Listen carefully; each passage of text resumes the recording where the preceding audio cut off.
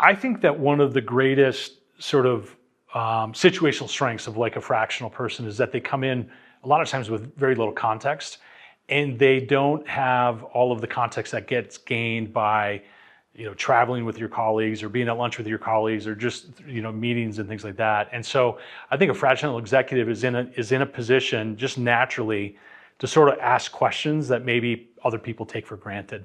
And so I think being in that position is great, but then on top of that, really coming in with curiosity and not judgment. And so really understanding, like, you could come in and you could look at a sales process, you could look at a marketing process, and the immediate reaction could be like, well, we've got to fix this, we've got to do this differently. It's like, I think that there's an opportunity first to be curious about what was the thinking that got us into this in the first place? Because there's a lot of wisdom, there's a lot of good thinking that probably went into creating the process that exists today. Now, the process may not be great, but the thinking that went into it and the learning, like maybe we can all agree that we didn't solve this problem correctly, right? So what's the learning that we can get, sort of going back? So I think curiosity is probably the number one trait that can make a fractional executive successful or not.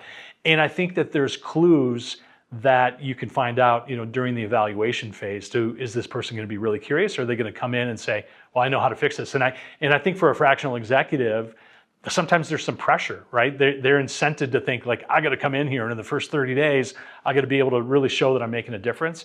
And, I think it's being comfortable enough in your skin to sort of not come in and just feel like I got to come in and have some quick wins and really understand what's going on here.